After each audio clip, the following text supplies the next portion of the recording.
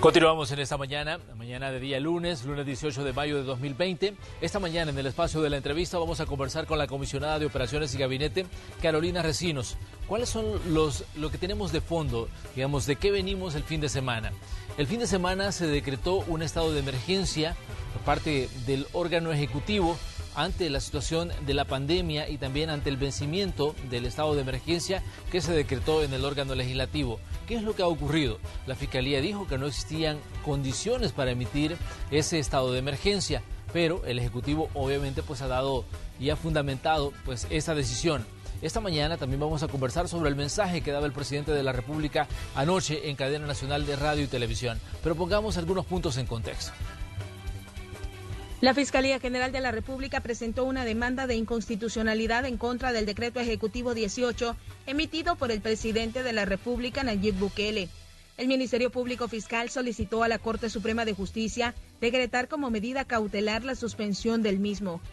Basándose en el artículo 24 de la Ley de Protección Civil, Prevención y Mitigación de Desastres, la Presidencia de la República decretó 30 días de emergencia nacional, luego que la Asamblea Legislativa no prorrogara el estado de emergencia que finaliza el 16 de mayo a las 11:59 de la noche. Con esta declaratoria de emergencia, el Ejecutivo pretende garantizar que las clases sigan suspendidas, también los pagos de agua, luz, teléfono y cable. Asimismo, se mantenga la estabilidad laboral y se mantengan cancelados los espectáculos públicos. Además, permite las compras directas de parte del gobierno. Muchas críticas surgieron en contra del Ejecutivo luego del anuncio, pues los principales sectores políticos del país aseguraron que estaban usurpando las funciones de la Asamblea Legislativa, pues los diputados habían convocado a plenaria para este día a las 3 de la tarde. El abogado y vicepresidente de la República, Félix Ulloa, dijo este domingo que el presidente no ha invadido las funciones legislativas al decretar la emergencia nacional, luego que la Comisión Nacional de Emergencia y Protección Civil se lo propusiera ante los contagios de COVID-19. La Presidencia de la República convocó a los principales partidos políticos a una reunión en Casa Presidencial este domingo a las 5:30 de la tarde. Sin embargo, tanto Arena como el FMLN no asistieron, asegurando que el diálogo se realizaría en la Asamblea Legislativa. Esta mañana conversaremos sobre este tema con la comisionada presidencial para operaciones de gabinete y de gobierno, Carolina Recinos. Bienvenidos a la entrevista de Hechos AM. Así es, bienvenidos a la entrevista y también bienvenida a este espacio, Carolina Recinos, la comisionada de operaciones y gabinete. Carolina, un gusto que nos acompañe. Bienvenida a Hechos AM. Hola Manuel, ¿qué tal? ¿Cómo están? ¿Cómo están todos?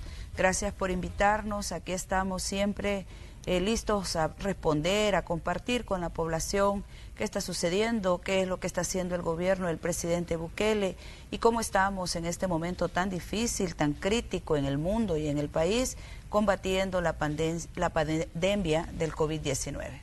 Comisionada, comencemos hablando del mensaje que daba el presidente de la República anoche.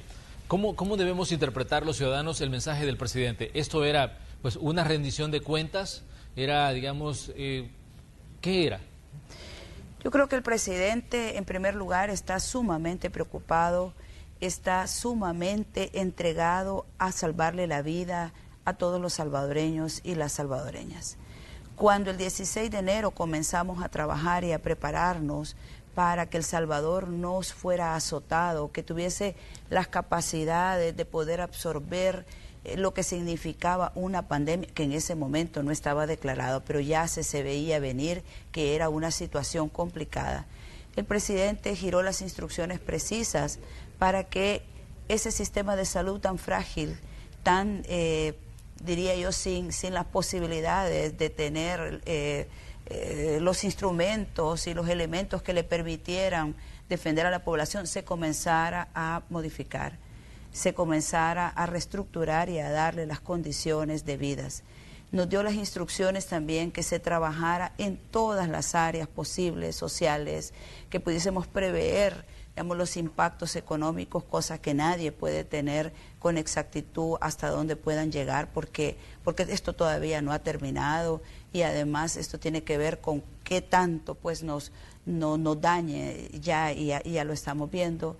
Entonces el día de ayer él estaba hablándole en primer lugar a su población, a esa población que lo eligió, a esa población que le dio la confianza por encima de 2 partidos tradicionales, a esa población a la cual nos debemos todos. Y les estaba diciendo con total sinceridad que no puede todavía terminarse las medidas y las condiciones de cuarentena y las medidas de distanciamiento y las medidas que se han estado implementando y que hasta este momento nos han permitido no colapsar. Les estaba diciendo, no puedo todavía, tengo que defender la vida.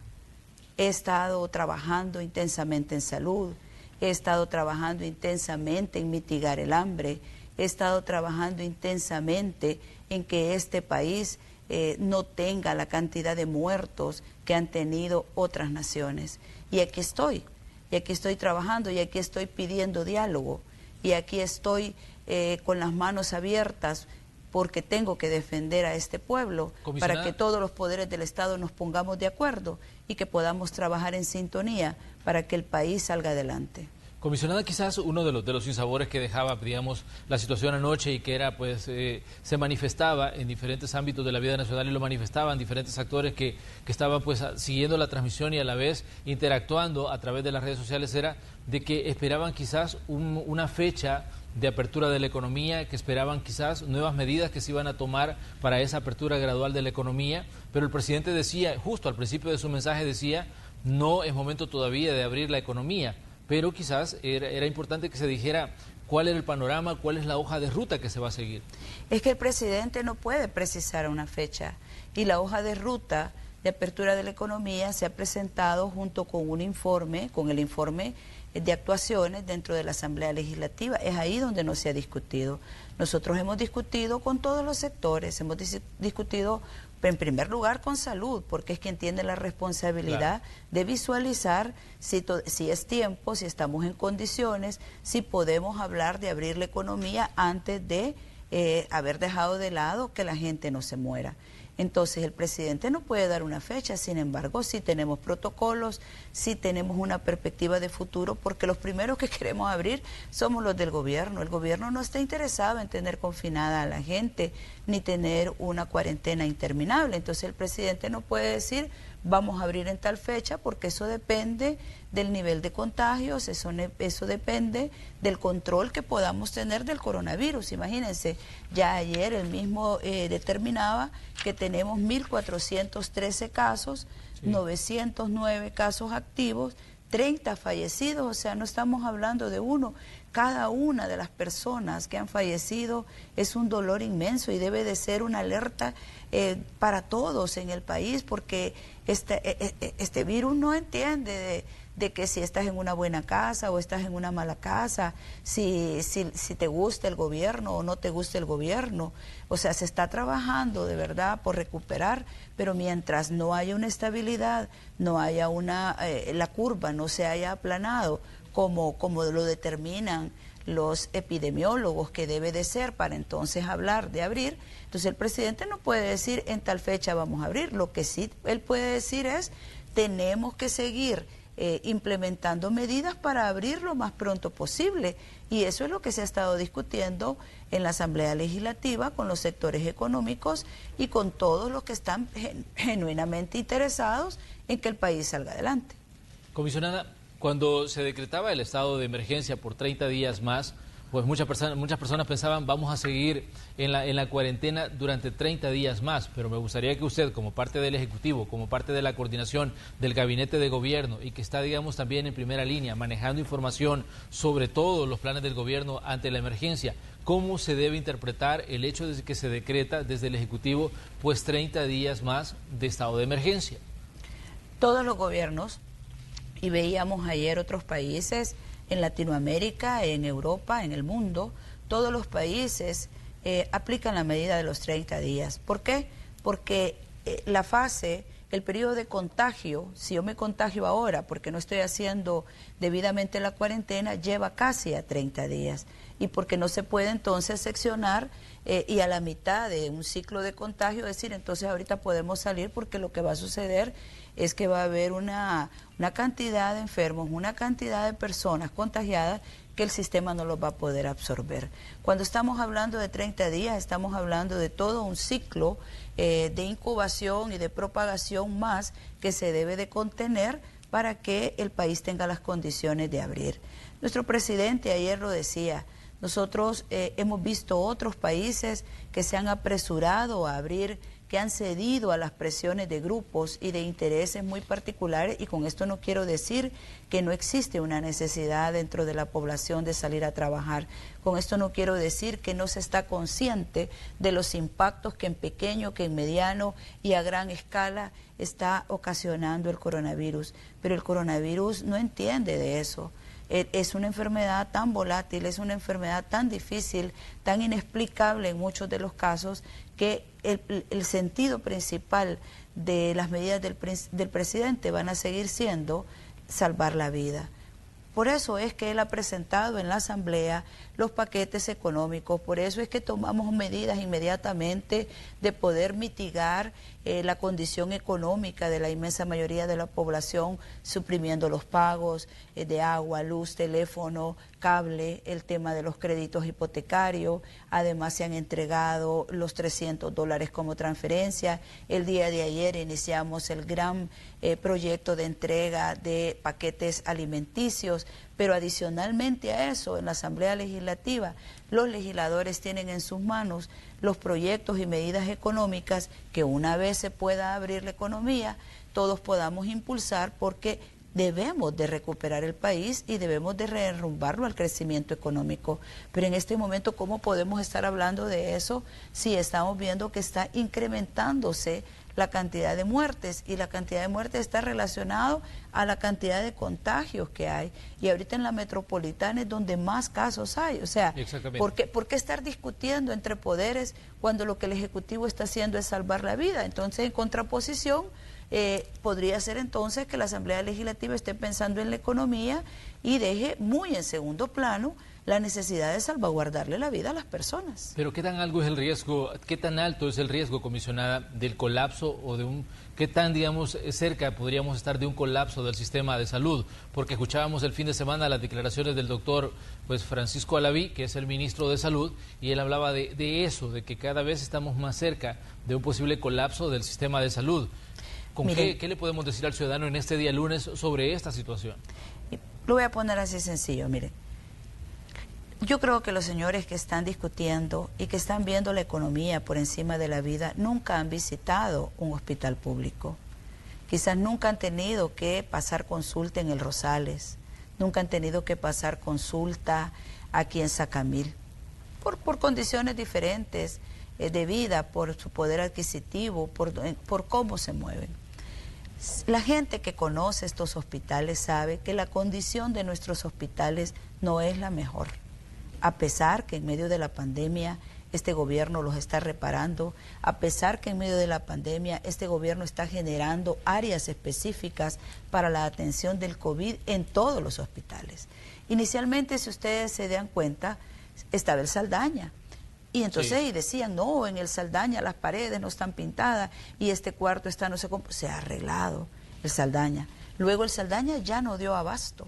Se tuvo que abrir entonces el Hospital Amatepec, compartiendo esfuerzos con el Instituto Salvadoreño del Seguro Social. Ya no hay espacio en el Amatepec. Luego entonces vino el San Rafael. San Rafael es un hospital muy bueno.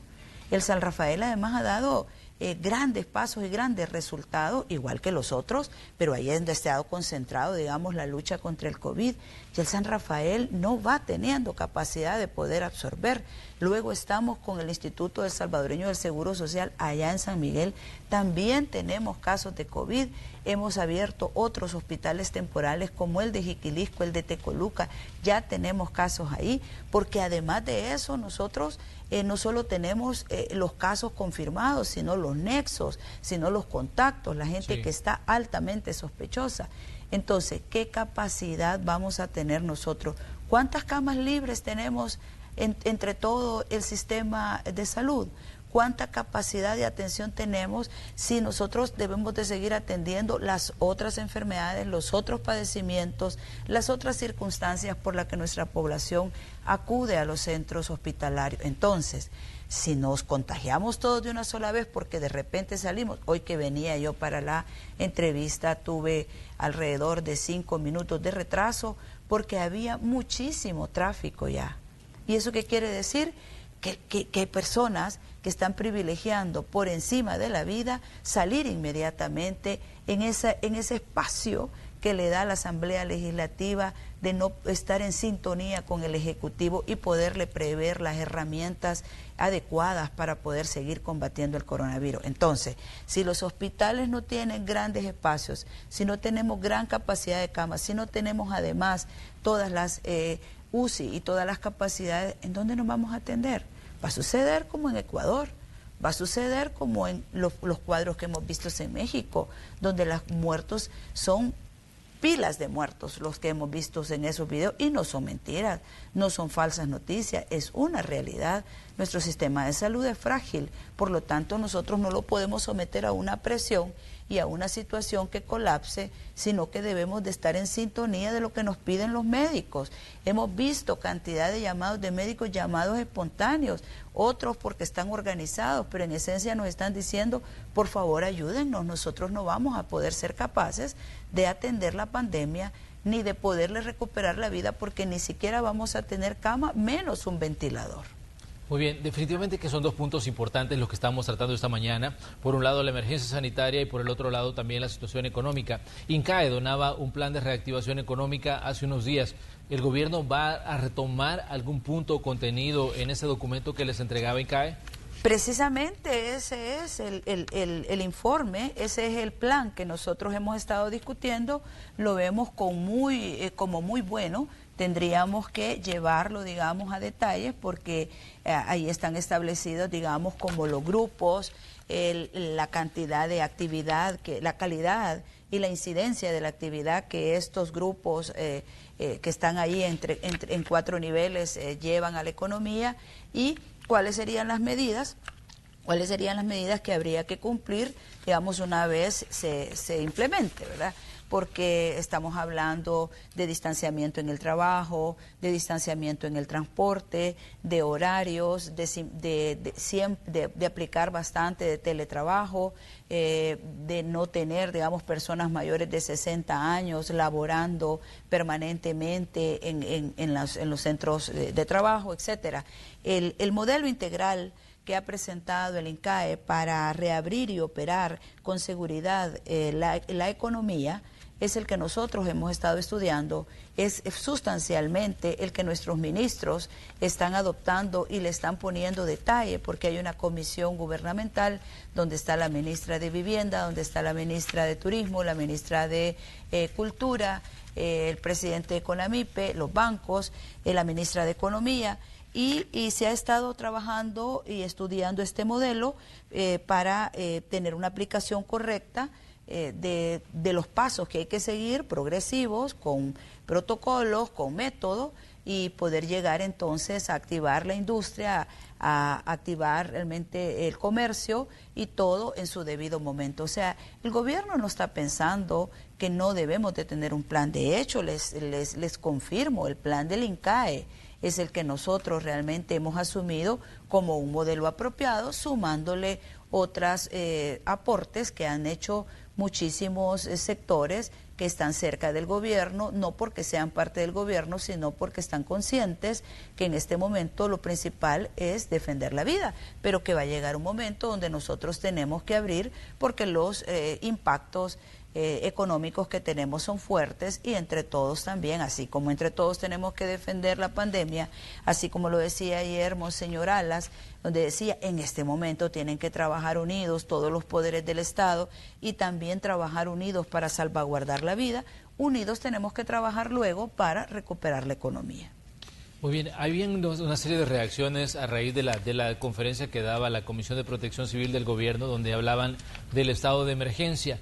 ¿Y qué piensan ustedes de la reacción, por ejemplo, de la Fiscalía, que afirma que no había condiciones y que ya ha presentado pues un un recurso ante la Corte Suprema de Justicia porque decía que no existían condiciones para hacer esa declaratoria o emitir ese estado de emergencia por 30 días más. Bueno, mire, lo primero es que yo creo que estamos dentro de un Estado democrático, hay un Estado de Derecho y tanto la Asamblea Legislativa, la Corte Suprema de Justicia y en este caso, como parte de eso, la Fiscalía, debe de jugar su papel. Si dentro de la percepción, si dentro de la conceptualización que tiene la Fiscalía General de la República considera que el presidente de la República no tiene la facultad que le concede el artículo 24 de la Ley de Protección Civil, que claramente establece que el presidente puede hacerlo, en tanto la Asamblea no está reunida, y no estamos hablando de que no exista la Asamblea, sino que literalmente no estaba reunida, y las condiciones del anterior decreto que se vencía el día sábado continúan incluso más agravadas. Entonces yo creo que será la Corte Suprema de Justicia la que determine si es o no es facultad del presidente poder determinar un estado de emergencia que no tiene nada que ver con excepción de derechos, con un estado de excepción, con violación de derechos, sino de tener las herramientas que nos permitan seguir trabajando, porque el gobierno no iba a caer en omisión de deberes como cayó la Asamblea Legislativa al no haber sesionado y no haber decretado facultado pues al Ejecutivo, como es su obligación, tener las herramientas. Entonces el gobierno hace uso de la ley, hace uso de lo que la ley le faculta, decreta este estado de emergencia. Ya se ha hecho en otro momento cercano de la historia de nuestro país por expresidentes que han tenido que hacer uso de ese decreto, pero entonces será la Corte Suprema la que determine quién puede o no puede ejercer ese derecho. Yo espero que la Asamblea Legislativa haga su papel. No lo hizo y por eso estamos en esta condición. No sesionó, no decretó que continuaba cuando la pandemia está en su momento más difícil de propagación. Entonces, quien tiene la mayor responsabilidad de lo que está sucediendo en este momento es la Asamblea, porque debió haber sesionado. Sesiona para cosas intrascendentes, sesiona para discutir cosas que probablemente no tienen ni la mínima comparación con lo que está pasando en este momento, que es darle las condiciones al gobierno para que pueda trabajar en la defensa de la vida. Pero, ¿qué piensan ustedes cuando se habla de una usurpación de funciones, que el Ejecutivo, pues se dijo durante el fin de semana, pues invadió los espacios de la Asamblea Legislativa al emitir ese decreto? Yo no comparto eso, pero digo, será la Corte Suprema de Justicia la que analice los hechos y las actuaciones. La Ley de Protección Civil es clara en su artículo 24.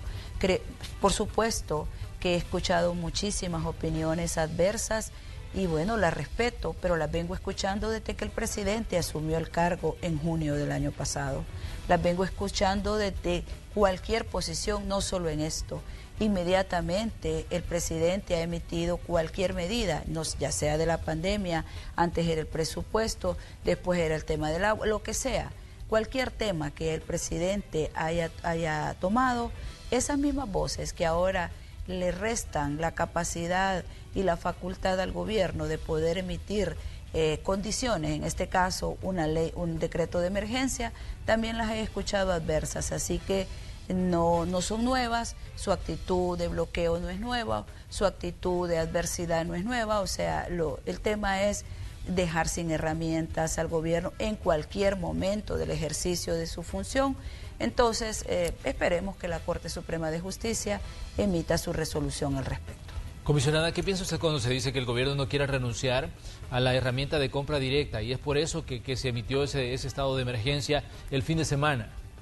Miren, esas ya son, yo diría, especulaciones. Ya son especulaciones y precisamente tiene que ver con un sistemático bloqueo. Tiene que ver con una oposición absoluta a cualquier cosa que presente el gobierno. Por supuesto que en una emergencia se necesita mayor rapidez en las compras, por supuesto que se necesita tener recursos para poder reaccionar inmediatamente, por eso se llama emergencia, pero no se está emitiendo un decreto de emergencia porque los recursos sea lo primero que se quiera aplicar, sino porque se necesita tener capacidad, condiciones rápidas y recursos adicionalmente, porque eso es normal, sino con qué vas a responder a las medicinas, con qué vas a responder si se nos colapsara, digamos, el sistema de salud, con qué vas a responder si necesitáramos, además de los casi 1.800 nuevos recursos de salud que se han contratado, contratar otro tipo de servicios, otro tipo de equipo. Entonces, realmente es absurdo estar pensando que son los recursos lo que se está buscando. Se están buscando las condiciones para poder responder adecuadamente y en el tiempo que se requiere ante una emergencia, que de lo que estamos hablando es que se está muriendo la gente. No estamos hablando de otra cosa, estamos hablando de salvar la vida. Así que no es correcto que se esté especulando entonces que lo que se está buscando los recursos cuando esto viene asociado e íntimamente relacionado a poder funcionar y a poderle responder a la gente. Muy bien, vamos a hacer una pequeña pausa comercial. Les recordamos que hoy conversamos con parte del equipo del presidente de la República, Nayib Bukele, con su comisionada de Operaciones y Gabinete, Carolina Recinos, quien está con nosotros aquí en el edificio Bicentenario. Vamos a la pausa, regresamos enseguida.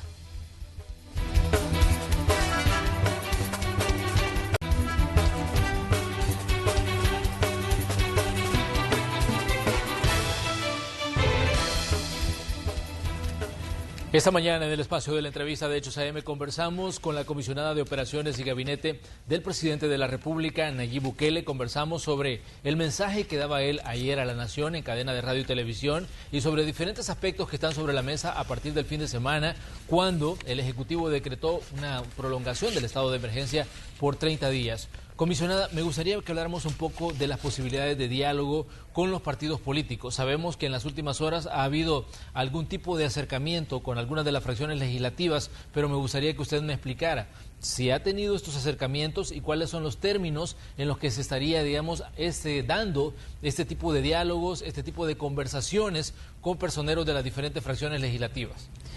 Bueno, el gobierno de la República, el presidente Bukele, los personeros que él ha determinado para poder interactuar en este sentido, siempre han estado abiertos al diálogo. Ayer lo decía el secretario privado, incluso hizo una cita hacia Casa Presidencial para que asistieran todas las fracciones y todos los grupos parlamentarios que de verdad estén interesados en colaborar, en poder acompañar a este gobierno que está atendiendo esta situación de desastre mundial, no solo nacional. La verdad es que en este momento se necesita unidad entre los poderes del Estado. Todos estamos obligados a defender la vida, todos estamos obligados a ayudar a que la población no sufra los embates del COVID-19. Entonces, la condición de diálogo que ofrece el gobierno es totalmente honesta, es totalmente todo sobre la mesa. Nosotros no pactamos, mucho menos condicionamos la vida de las personas, ¿verdad?, para lograr algunas cosas. Jamás hemos tenido como método hacerlo debajo de la mesa o bajo metodologías que antes se utilizaban y se ponían de acuerdo muy rápidamente, quién sabe por qué. Pero en este caso, lo que nosotros pedimos es colaboración. Las cifras ahí están, nuestro presupuesto está a la vista, los movimientos que se han hecho dentro de todo el gobierno, dentro de todo el presupuesto, las medidas que se han impulsado, el costo de las medidas que se han impulsado, el costo financiero que se ha impulsado, todo lo tiene en un informe la Asamblea Legislativa y por lo tanto lo tienen todas las fracciones legislativas. Todo lo que vamos a hacer, lo que se ha solicitado para los 2.000 millones, lo que se ha solicitado para los 1.000 millones, también lo tienen ellos, de tal manera que este es un diálogo con cartas abiertas. Este es un diálogo donde lo que el gobierno lleva a la mesa es la petición profunda, la petición fuerte de que nos permitan seguir trabajando para defender la vida y que juntos estructuremos entonces un modelo que nos permita abrir la economía tanto como se pueda, pero sin provocar el resurgimiento de la pandemia. O sea, nosotros no estamos opuestos a ese tema, pero lo que queremos es evitar la propagación del COVID, en particular en las poblaciones más vulnerables, ¿verdad? Pero se han dado los acercamientos, comisionada. Bueno, fíjese que no de todos, porque yo creo que es público, precisamente Sí. porque nosotros no nos reunimos a puertas cerradas, porque mucho menos que vayamos a llevar ahí cosas para entregarles, ni ceder cartas, ni nada por el estilo. Quienes han llegado y quienes han acudido están ahí en todas las redes, están en todas las noticias. No han llegado los partidos fuertes, no llegó la bancada de Arena, ¿verdad?, los que de verdad deciden, ni tampoco llegó la bancada del FMLN. Ellos están tratando de gobernar a su manera. Yo creo que nunca se pudo asimilar que se había roto el bipartidismo y que el presidente no tenía realmente una bancada fuerte dentro de la Asamblea Legislativa, y que se requería entonces que los pesos y los contrapesos funcionaran, pero que funcionaran para también colaborar. Aquí no se trata de ayudar al presidente, aquí no se trata de darle puntos al presidente, aquí se trata de ayudar al Ejecutivo a defender la vida, a defenderle la vida, incluso a los familiares de ellos, incluso a la de nosotros. Si es que el COVID no atina, pues, o sea, no discrimina, simplemente llega y es una lotería. Puede resistir tu cuerpo o te puede matar en cuestión de días. Comisionada, ¿cómo le explicarían ustedes a la comunidad internacional, o cómo le explican ustedes a la comunidad internacional, a los organismos multilaterales, a potenciales inversionistas sobre lo que está ocurriendo en El Salvador? Porque a partir de la declaratoria que se da el fin de semana del estado de emergencia, estuvimos viendo de que pues, el presidente de la República y su gobierno eran titulares en diferentes cadenas informativas a nivel internacional y hablaban, el presidente Bukele declara estado de emergencia sin contar con el Congreso. ¿Cómo le explican ustedes lo que está ocurriendo dentro de El Salvador a la comunidad internacional, pues que tiene una lectura sobre también esta situación?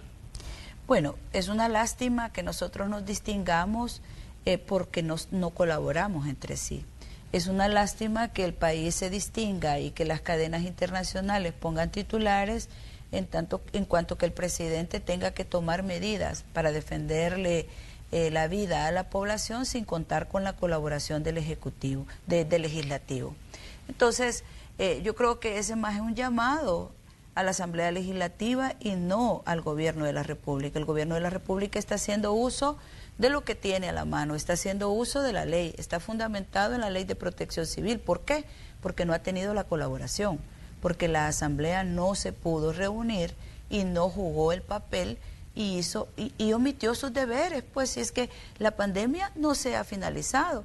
¿Quién dice que por decreto legislativo puedes terminar la pandemia? ¿Quién dice que al terminar este decreto ya se terminó, todos vamos a la calle, todos vamos a trabajar, aquí no ha pasado nada?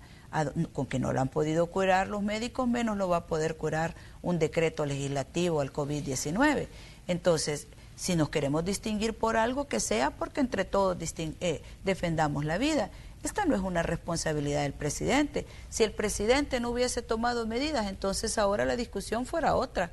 ¿Por qué no tomó medidas? ¿Por qué no ha realizado lo que tiene que ejecutar para poder combatir el COVID? Si nosotros presentamos los informes, nosotros presentamos todo lo que la Asamblea ha pedido, tanto el económico como el de actuaciones, como el de situación del COVID. Entonces, ¿por qué no tomaron decisión? Ahora, si nos queremos distinguir de ahora en adelante de manera positiva y que se hable bien de El Salvador, lo cual es una obligación de cada uno de nosotros, entonces que los tres poderes del Estado trabajen en conjunto y no dejen solo al gobierno combatiendo algo que es grave, combatiendo algo que vino de afuera hacia adentro y que ha azotado las economías y las sociedades de todo el mundo. Entonces El Salvador no va a ser distinto. Necesitamos la colaboración de todos, necesitamos que todos nos pongamos en una sintonía de defender al país, de defender a la población, de proteger a la población, de salir vivos y juntos entonces trabajar en otras áreas temáticas. Al calor de los acontecimientos, justo el embajador de Estados Unidos, Douglas Johnson, decía decía de que pues hacía una invitación a que los tres poderes del Estado pues trabajaran juntos buscando soluciones, y él decía buscando soluciones oportunas para esta crisis sin poner en riesgo los logros democráticos de El Salvador o la salud y bienestar de su gente. ¿Cómo toman ustedes este llamado? Es un llamado adecuado, yo creo que un llamado maduro, porque es que es inconcebible, pues.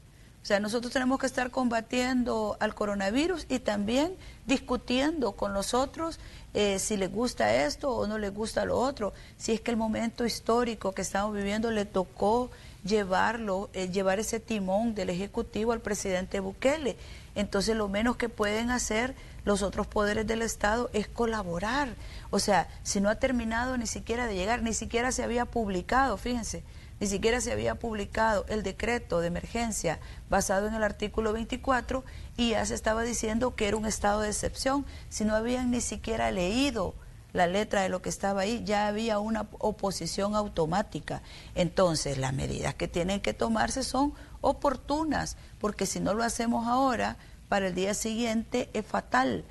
Porque porque al salir todos nos contaminamos, nos contagiamos todos al mismo momento.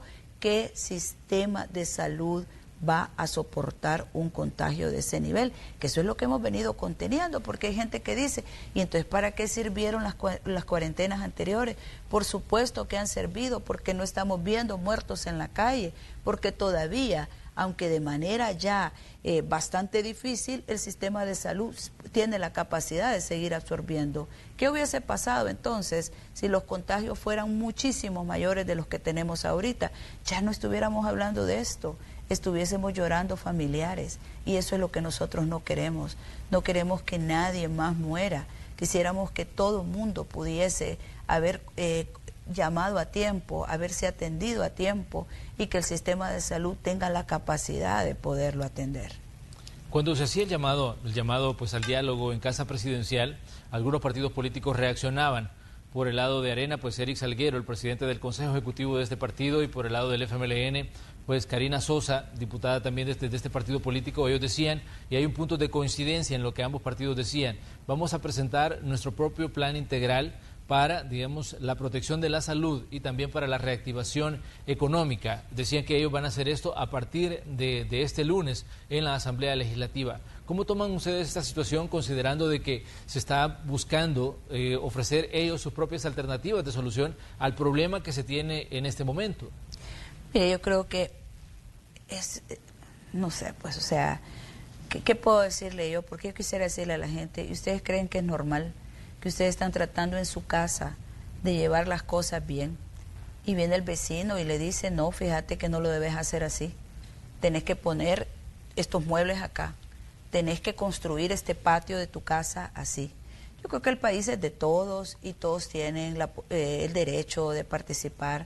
Creo que si ellos tienen propuestas, y propuestas adecuadas y propuestas factibles de aplicar, pues hay que verlas, hay que discutirlas, pero no pueden excluir al Ejecutivo de la planificación de las actividades y de las medidas que hay que tomar para combatir el COVID, porque es el Ejecutivo quien las está implementando, porque es el Ejecutivo quien tiene los recursos y quien tiene la responsabilidad mayor de salvaguardarle la vida a la población. Si ellos tienen planes, si ellos tienen iniciativas, muy bien, pero entonces discutámoslas. No las pueden llevar a la Asamblea Legislativa sin haber pasado por la discusión, sin haber pasado por el análisis, sin haber pasado por el intercambio con el Ejecutivo, quien las va a implementar. O sea, entonces no son planes para implementarse, entonces son medidas antojadizas que según ellos son las que tienen que hacerse. Miren, de verdad que yo no me voy a cansar de decirlo, hay que unirnos. Estamos ante una situación gravísima, estamos en el momento más difícil del coronavirus aquí en el país. No es el momento de estar discutiendo bajo perspectivas electorales, no es el momento de estar haciendo cálculos de lo que va a pasar en las elecciones que ya están próximas en el 2021. Es el momento de defender la vida, es el momento de unirnos. O sea, ¿qué más debería de pasar en este país para unirnos si estamos viendo lo que ha sucedido en otros países. ¿Qué más debemos decir? ¿Qué más debe de suceder para que nos pongamos una sola camiseta? Entonces, si ellos tienen propuestas, veámoslas, pero no pueden excluir al Ejecutivo, no pueden emitir leyes, mucho menos en esta materia, que no sean adecuadas y que no sean consensuadas con el Ejecutivo. Ya que estamos hablando de la Asamblea Legislativa, hablemos de una declaración que daba Mario Ponce justo a finales de la semana anterior. Él decía que el ministro de Hacienda, Nelson Fuentes, le había urgido la ratificación de los 389 millones de dólares que aprobó el Fondo Monetario Internacional para El Salvador, porque decía que había una situación respecto a que el Ejecutivo había utilizado fondos del presupuesto y que corría el riesgo, si no se ratificaban esos fondos, de quedarse sin dinero para pagar salarios a los empleados públicos. Y es correcto, nosotros tenemos ese problema, o sea, nuestro presupuesto estaba estructurado para un país donde se iban a hacer una serie de proyectos, donde estábamos empeñados y seguimos empeñados en las prioridades que estaban establecidas ahí como las principales, la seguridad pública, nosotros no hemos descuidado eso, el país sigue teniendo días enteros con 0 homicidios, la tasa de homicidios ha bajado increíblemente en relación al gobierno anterior, ya no digamos al periodo, a la década anterior. Entonces, ¿qué presupuesto estaba hecho para poder soportar la pandemia? Ninguno. ¿Y cuántos recursos han llegado al presupuesto ordinario que ya haya sido aprobado y que haya ingresado a la Hacienda? Ninguno. Todo está gestionándose y lo que ya vino no ha sido aprobado para que ingrese.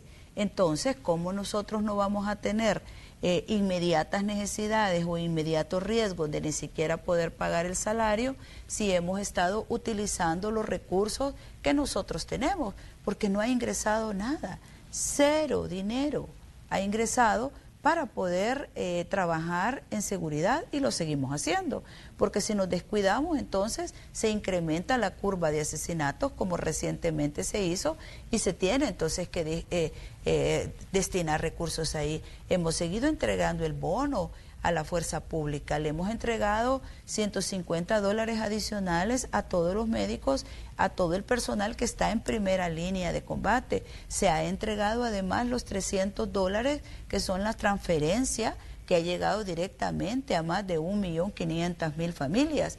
Ahorita en este momento hemos iniciado, y me parece importante dedicarle unos minutitos a esto, hemos iniciado un gran proyecto de entrega de alimentos donde todos nuestros funcionarios, más de 15 carteras del Estado, titulares, están en el territorio casa por casa entregando esos paquetes alimenticios que le permitan a la población quedarse un poquito más en su casa, precisamente a esa población que históricamente ha sido más vulnerable y que en este momento, por lógica, es mucho más impactada.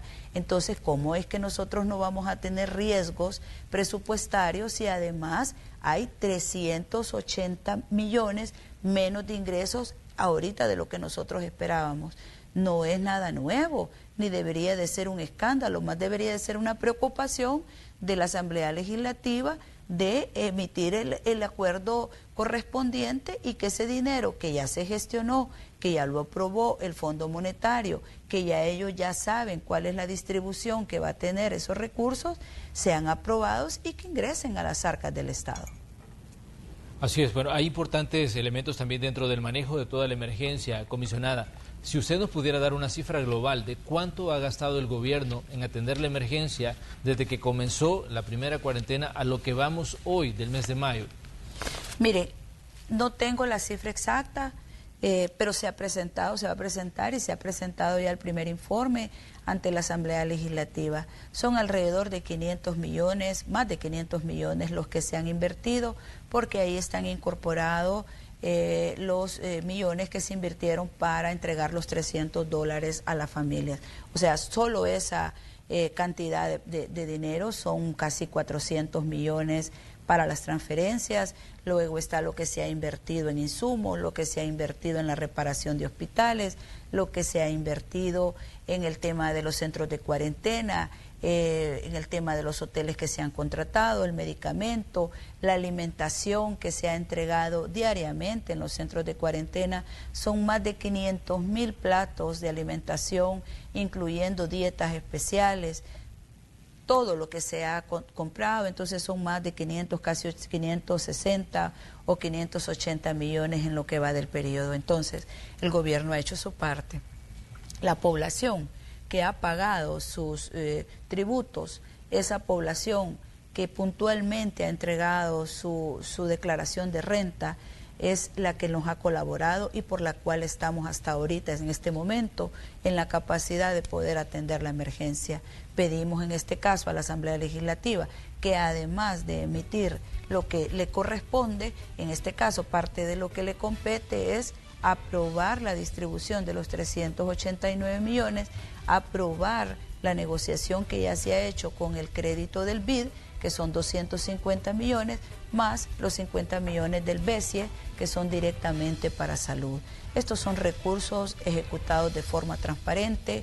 La Corte de Cuentas ha estado de forma concurrente viendo cada uno de los gastos, y también la misión de las CICIES, que está constituida por más de 80 auditores que están permanentemente dándole seguimiento a cada una de las operaciones financieras de la emergencia. De los costos de la emergencia hasta ahora, ¿cuánto se ha cubierto con deuda de corto plazo? Es decir, ¿cuánta deuda de corto plazo se ha emitido?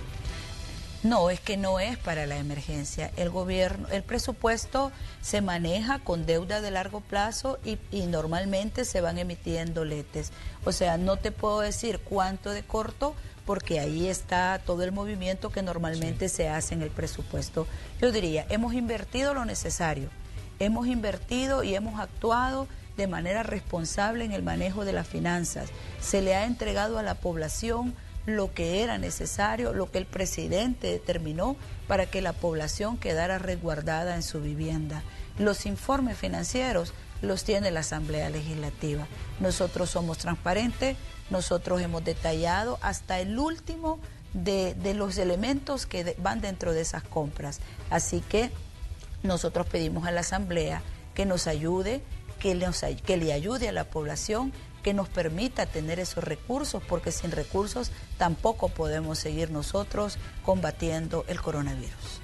Comisionada, estamos llegando al final de la entrevista, pero me gustaría que se dirigiera usted a los ciudadanos y que les explicara la posición del gobierno en sí sobre la situación de la emergencia y qué es lo que podemos esperar, porque definitivamente estamos, como usted decía, en una de las etapas más difíciles, atravesando pues la emergencia. Estamos en la etapa de los contagios a nivel digamos local, los contagios a nivel comunitario, y estamos viendo pues las situaciones que están surgiendo todos los días en los hospitales, la situación de la emergencia, pero por ende pues es importante la participación de los ciudadanos y los llamados que ustedes les hacen a acatar cada una de las recomendaciones. Bueno, yo creo que diariamente nosotros rendimos informe a la población. Diariamente el Gabinete de Salud Ampliado nos sentamos, lamentamos cuando haya que lamentar una muerte y hemos ido actualizando con transparencia cada día los casos que lamentablemente se van incrementando. Les decía al inicio del programa que tenemos 1.413 casos confirmados, que tenemos además 30 fallecidos, que los casos recuperados son 474 y que tenemos 909 casos activos. Es una situación difícil. Es una situación difícil para las familias que ya perdieron a sus seres queridos, para esas familias que incluso no han podido estar con ellos en su último momento y que han tenido que enterrarlos de una manera rápida. No ha podido el luto pues y la tristeza que embarga en esos momentos ser procesada de una manera mucho más tranquila, con tiempo, sino que todo bajo las circunstancias de emergencia. Nosotros no queremos que eso suceda a nadie más y por eso discutimos, por eso con esa intensidad el presidente pide que le den las herramientas, por eso el presidente pide que le ayuden a combatir el coronavirus, que le ayuden a conservar la vida de la población. Ya el gobierno ha hecho lo que tenía que hacer. El día de ayer, en la madrugada, iniciamos la entrega, aparte de lo que ya decía yo, el no pago de recibos, no pago de créditos, el tema de los $300, los $150 a los trabajadores que están en la primera línea de combate al coronavirus. Ya el gobierno está haciendo lo que tiene que hacer. Ayer inició la entrega de 1.700.000 paquetes alimenticios grandes, casa por casa, subiendo cerros, caminando, intercambiando con la población, dándole esperanza a la población. El gobierno ya ha hecho y está haciendo lo que tiene que hacer y va a seguir trabajando y va a seguir dialogando y va a seguir poniendo de sí mismo para que todos los poderes del Estado confluyan en un solo interés, que es defender la vida. Ahora nos toca a nosotros, le toca a ustedes, le toca a usted, a las madres de familia, le toca al padre de familia, proteger a sus abuelos, proteger a sus hijos, proteger a sus hermanos, proteger a su familia. Nosotros somos los vectores de contagio del coronavirus. Nosotros estamos llevando y transportando el coronavirus. Entre menos circulemos, entre menos nosotros hagamos, digamos, caso de esas voces, de esas voces irresponsables y de esos llamados a que salgamos. Salí, no está pasando nada, es una gripe. Salí, no te va a pasar nada, estos son escandalosos, estos te quieren tener encerrados. No haga caso de eso. Defienda la vida de su gente. No tenga que llorar un familiar, no tenga que ser parte de esa estadística de muerte. Ayudémonos entre todos a salvar la vida y a proteger El Salvador. ¿Pero qué dice usted, comisionada, sobre dos situaciones que se han dado? Las personas ondeando banderas blancas o con rótulos en las comunidades, y por el otro lado la situación que se da por las noches cuando hay pitos, hay cacerolazos. Bueno, mire, lo primero es que obviamente la economía está impactada y mucho más impactada está la economía familiar. Para eso estamos trabajando nosotros ahorita. Hay dos comisiones, una que está entregando el 1.7 millones de paquetes alimenticios y otro equipo rápido que ustedes han visto está atendiendo esos llamados de urgencia que usted llama como banderas blancas. Hay muchísimos lugares donde se está llegando y donde se ha llegado y donde esa situación ya se ha limitado. Mientras llega el paquete grande alimenticio, se están entregando bolsas intermedias de alimentación que le permitan a la familia salir adelante. Ahora, en cuanto a los pitos, eso lo hemos visto en todo el mundo. Son pequeños grupos que están inconformes, que están desesperados. Lo hemos visto en España, lo hemos visto en países de aquí de Latinoamérica. Nosotros respetamos la libertad de expresión que tiene cada una de las personas en el país, mientras eso no llegue a violencia y mientras eso no llegue a expresiones de bajeza, de involucrar a niños o a menores de edad y de atacar, digamos, a familias. Eso no tiene ningún problema, puede seguir sucediendo. Ahora, con la misma fuerza, con la misma, diría yo, actitud con la que se sale en la noche, debemos de contribuir entonces entre todos a que el coronavirus se detenga, a que podamos decir en un momento próximo, lo más próximo posible, que lo hemos detenido, que lo estamos conteniendo y que entonces se están dando las condiciones de poder salir a trabajar. Nosotros seguimos trabajando porque los que se han denominado, los hermanos salvadoreños, las hermanas salvadoreñas que se han denominado como varados, sigan ingresando.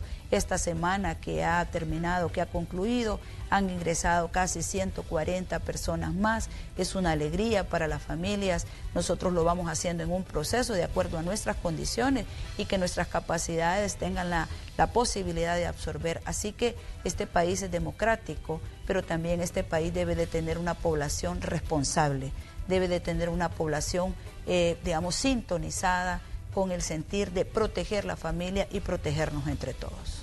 Muchas gracias, comisionada. Pues ahí tenemos las palabras de la comisionada de Operaciones y Gabinete del presidente de la República, Nayib Bukele, dándonos información de primera línea sobre todo lo que ha estado ocurriendo en estas últimas horas. Así cerramos el espacio de la entrevista. Le deseamos pues un buen día a la comisionada Carolina Recinos. Vamos a ir a una pequeña pausa comercial y cuando regresemos, más información. Estamos comenzando la semana. Los equipos de Noticiero Hechos ya están activos para traerle a usted datos de qué es lo que está ocurriendo en las calles y también le vamos a actualizar de lo que está ocurriendo con el manejo pues de esta pandemia a nivel global, lo que están reportando los diferentes países en este inicio de semana. Vamos a la pausa, regresamos.